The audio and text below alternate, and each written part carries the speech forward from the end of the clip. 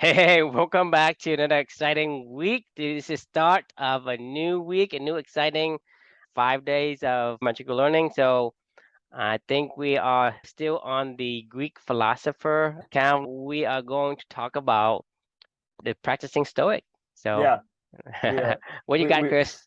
we were in a rut of 101 essays and the practicing Stoic, and So apparently the I was in a 101 essay. apparently not. I just kept rocking and rolling with this one and just kept fighting through it. So, but yeah, no, the book today is the book The Practicing Stoic, a philosophical user's manual by the author Ward Farnsworth.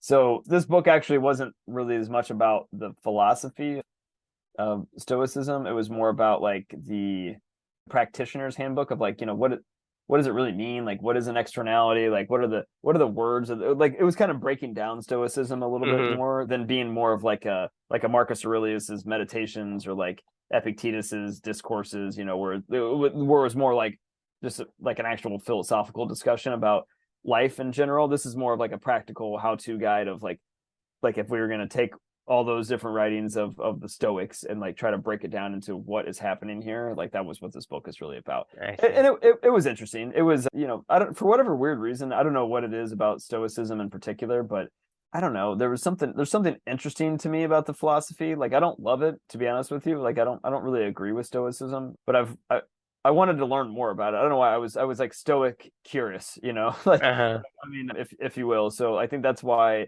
I've kind of naturally explored that a few different times on this journey. And, it is what it is. I learned something, right? So this particular reflection title is Thanks for the Visit. And I'll explain what that means. I'll explain what that is. So I started this one off just saying, I think I'm finally starting to understand Stoicism a little bit, right? I don't know about you, but like when I first think of Stoicism or when I first thought of Stoicism before I've read anything or studied it or tried to explore it a little bit further myself, I always thought of those people that just like had no feelings basically, no matter what was going on around, they were just stone cold, like, very lifeless, no feelings. As a matter of fact, if you look up the definition of stoicism, like how it's defined just in our popular culture in our dictionary, it's the endurance of or sorry, the endurance of pain or hardship without the display of feelings and without complaint.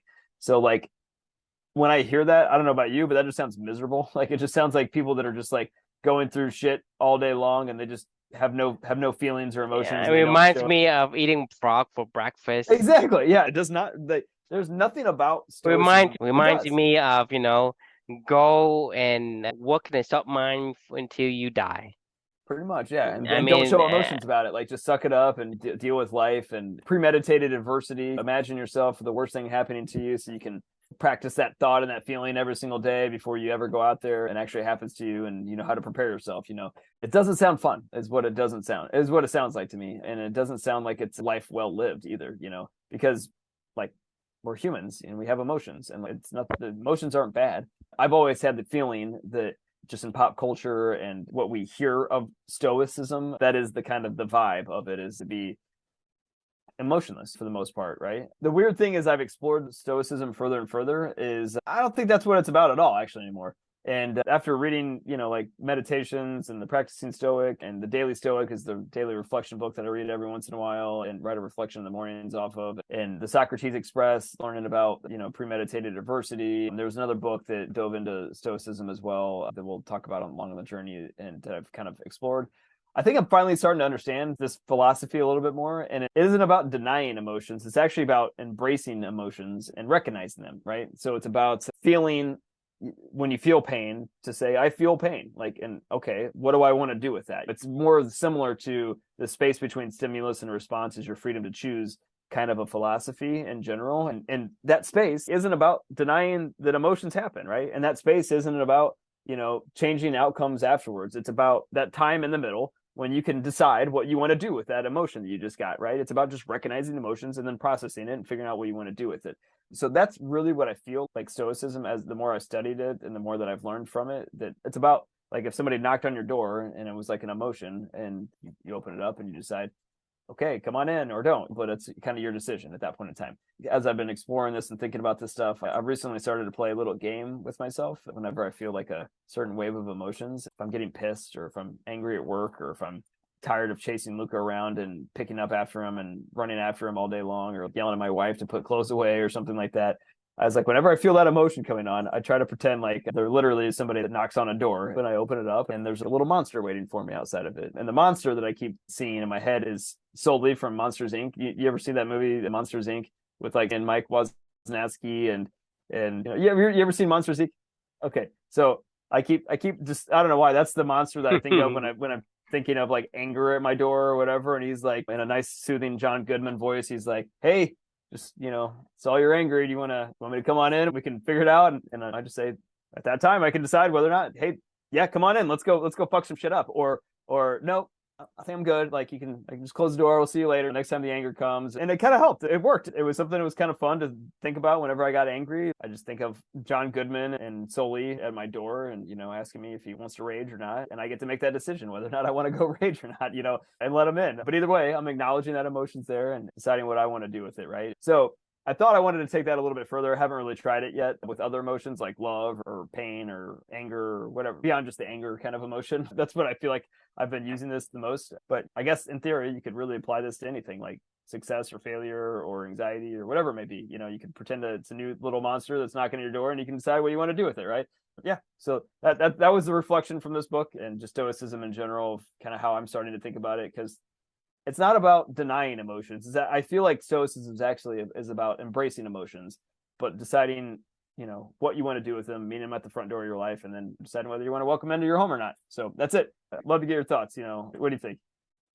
I think you're right. I mean, from your reflection, to me, it's about responding to thing that comes to you versus reacting. Because if a monster comes, if you react to the monster, then you are not choosing. You didn't have a choice.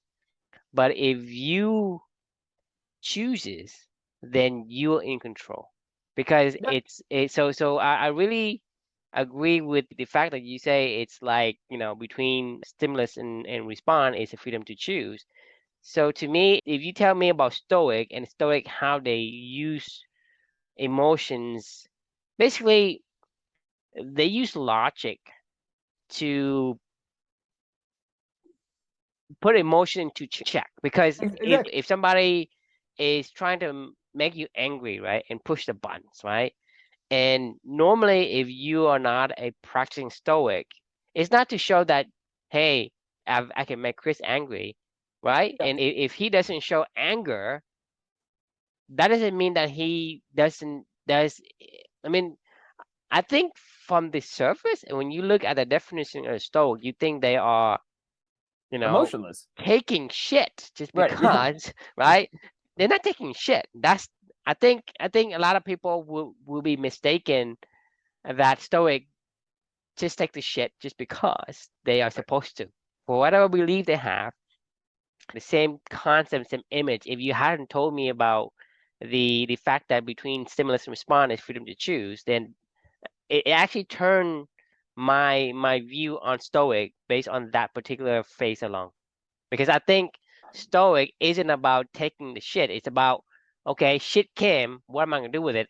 I get to choose. Exactly. And so I think having that lessons here is great because like I said, it goes back to many of the concept that we learned in previous episodes. We're talking about between stimulus and response is freedom to choose because we don't want to react to things that comes to us. When it comes to us, right, we need to take it and say, well, this is what it came to my door. This is what's given to me. How would I like to respond to it?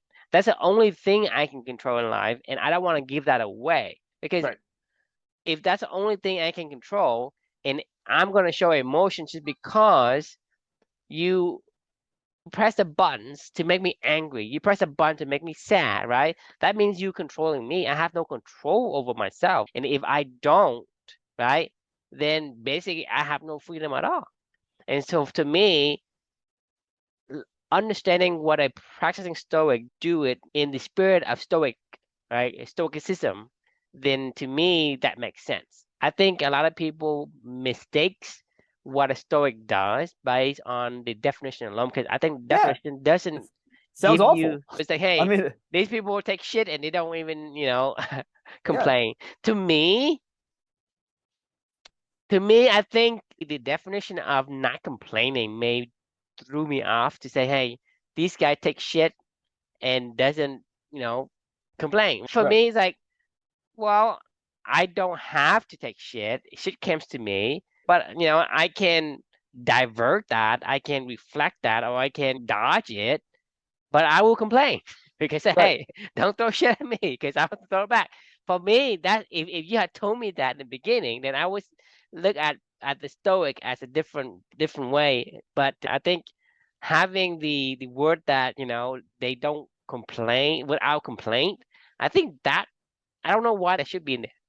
When like whatever monster you imagine in your mind, that is reflective of that emotion that you feel Hmm. comes Hmm. to your door, by all means, you can let it in. If you want to feel love, like, and you want to feel that love, like, let them in. Like, you know what I mean? And you want to embrace that moment and like, and feel all the feels. Like, you don't have to deny, like, you don't have to deny being angry either. You don't have to deny anything. Like, I mean, it's a, if you don't want Right. to, Yeah, I but it's think your choice. it's the without the display of feelings and complaint, right? Because to me, it's like I can display an anger, but I can control my response to my anger. Say I am angry inside, but I'm Right. not going to take a bat and swing at your face. Right. But Right. you were responding versus reacting, right? Reacting is like Exactly. whatever it just bounce back, right? And so to me, the definition may threw me off of the real concept of Stoic. You, I I mean, agree.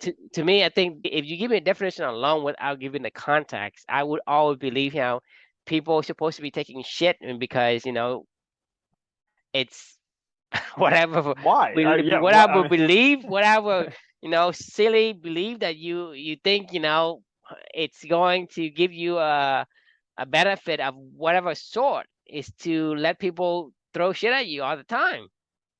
100%. But Like, if you told me about the real reason why they do it, it's more understandable and it gives us a lot of benefit because we don't want to lose the only control that we have. And think about it, if we can control how we respond to things, then the benefit that comes to us is going to be much more than we just reacting to external stimuli. Because if somebody throws shit at you, you throw shit back. Well, eventually everybody's going to get shitty.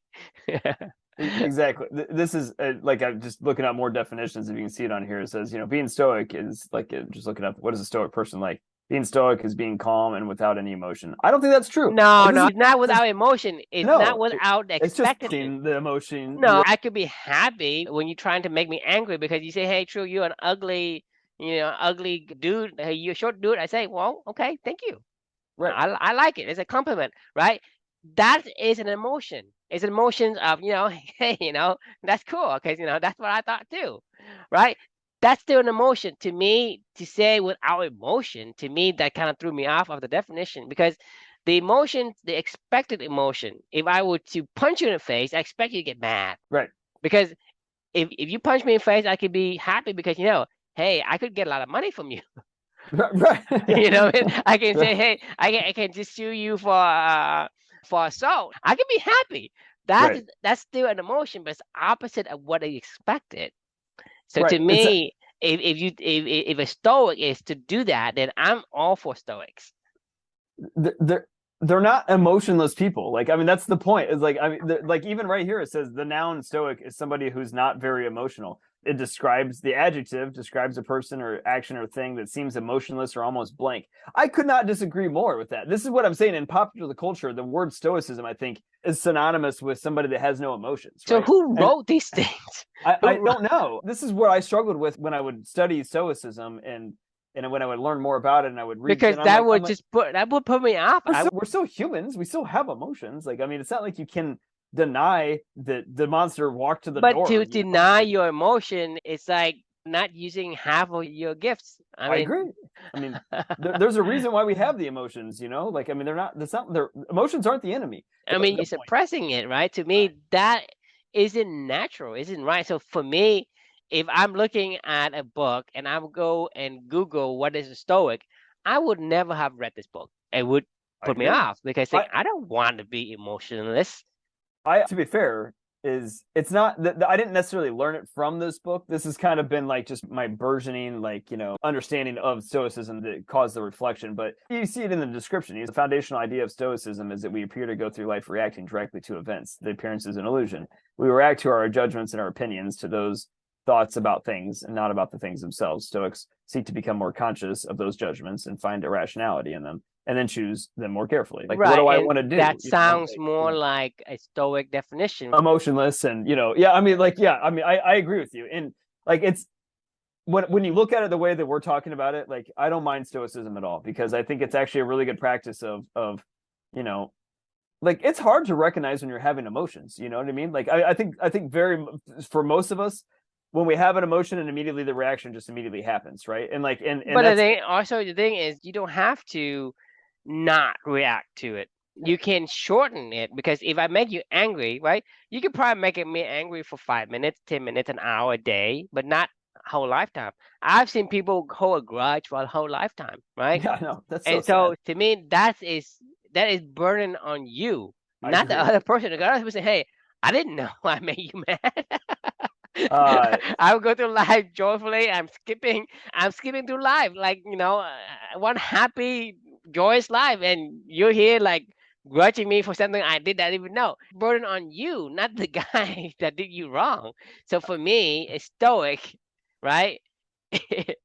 there's this saying, resentment is like taking poison and waiting for the other person to die. Like, revenge or whatever it may be, it's your point. It's like, when you're angry at somebody else for your entire life, it's like, hey, I'm going to drink this poison of anger all day long, but you're going to die. But But that's the no, thing it's is, a lot of times, stupid. a lot of times, what we do is, when let's say we're mad at somebody, right?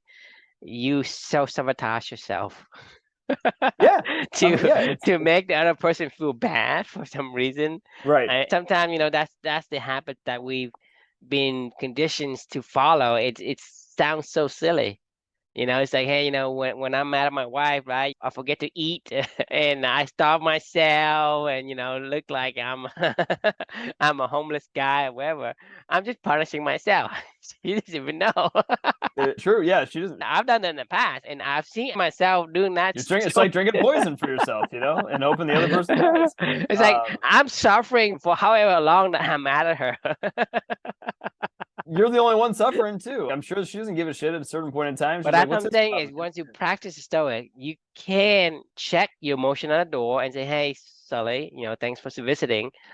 Or you can decide then. But if he came in, you can always ask him to leave. If you're mad at somebody, right, you can always shorten your pain. Or your happiness too. Like, to be fair, like, so like my cousin, I'm teaching her tennis these days, and I have a rule that I give her, because I mean, this is something I've been working really hard on for the past few years in this journey as well, is to not worry about the outcomes, right, good or bad. So if you hit a great shot and you feel that rush of momentum, and you're gaining momentum, I'm like, I've been telling her, you get 5 seconds. It's good to feel good about that. Like, you hit a great shot. Tell your elephant, great job, that was impressive. Like, go like, man, elephant, like, that's great. I mean, I literally tell her this stuff. I'm like, man, tell your elephant, like, that was amazing. Like, be really impressed with yourself. But then 5 seconds later, forget it, and then remember why you're playing tennis in the first place and go do it. And then vice versa, same thing.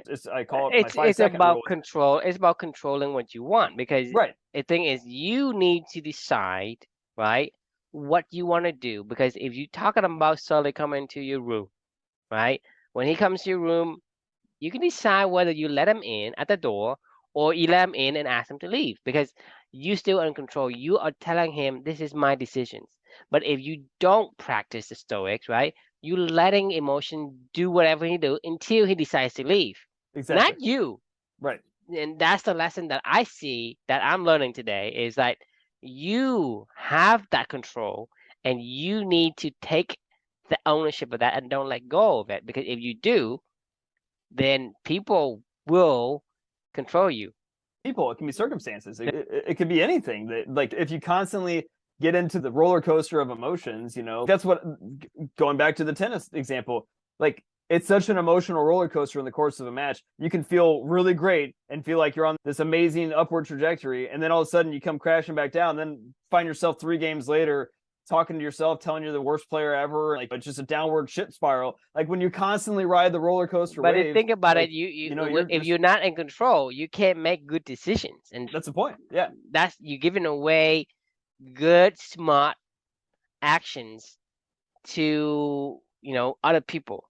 Exactly. You just giving it away. You don't control anything because you can't control if Sully can knock on your door, and you don't control when he leaves, and that Agreed. to me is a problem. But the thing is, you say, well, this is my room. I can ask you to leave whenever I want. That's is the big lesson that I've got today from this reflection title. Thank you for that. I think it's a good reminder of the between stimulus and response, you have the freedom to choose.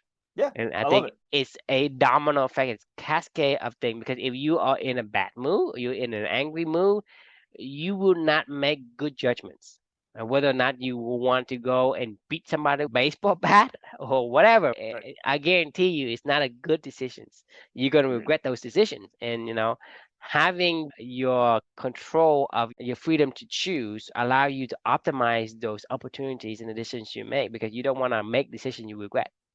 I agree. This was a fun one for me personally. I really like this one, just like because it is I think it's the visualization for me of just seeing Monsters Inc. guy at my door and Hmm. it's easy for me to like remember that. It's like It's a moonwalking with memory dinosaurs a little palace. bit. Yeah, Yes, of exactly. Yeah, course. versus like Stoicism. The idea of Stoicism isn't that like in pop culture, right? The idea of Stoicism, when I see the visualization that I had in my head of Stoicism was just an emotionless dead person, like I mean, and that's not what it is. So I'm glad that I'm glad that this Yeah, I'm glad you're able to uncover the layers of incorrectness of what stoicism is, because to my otherwise to me I don't know about stoic until we talk about today. But right. I'm looking up on Google. Based on what I'm reading Google, I would not touch this I stoic, know it right? sounds But incorrectness, right? You found the true meaning of it is, and I said, well, I think people got it wrong on the surface. Whoever wrote the definitions probably translated wrong or did not read the book, and they just translate. yeah, See what a stoic is. it's really understanding yourself, right? Like because it's more of an understanding issue than it is a But that's the right. thing I see a lot of people do is they don't take the time to investigate and form their own opinion. They just take somebody else's opinion and pass it on. Right. Right? 100% all the time. Why did that just pop up? If somebody wants to contact you, I know, but why did it pop up? do you have push notifications? No, that's weird. Anyway, all right. Any final thoughts? Say hi to Sully. Well, I will say I need other monsters in my head to remember other emotions. So after this year of magical learning and But reflection I with you, think I usually feel satisfied. So if there's a satisfied emotion, like a little monster knocking on the door, I'll be like, yeah, come on in. Let's go hang out for a while before I go to bed. Sully can represent all emotions. I mean, he can, but like I really want Sully to be like my anger emotion, and then I want to have like another Well, monster for go back and watch Monster Inc. Or watch a while. Inside Out. Right. Watch Inside Out. I would love it to be able to like for me to go, oh yeah, Sully's my anger monster, like at the door when I see him, or like this is my love monster, or my my happiness monster, my whatever. Anyway, I'll figure it out in the future. I'll keep playing around with it. But yeah, I appreciate you tuning in. The question we can leave with you all is, what creative ways do you deploy to manage your own emotions? So just read the Stoics. right, yeah, just read Stoic. Stoics, or read the 7 Habits of Highly Effective People. Right. They're saying the same thing. I mean, it's really all about just understanding your emotions and embracing them and then deciding what you want to do with it. Like, and that's the best thing you can do. So thanks for joining in, and we will see you all tomorrow for book 158. Yeah. See you.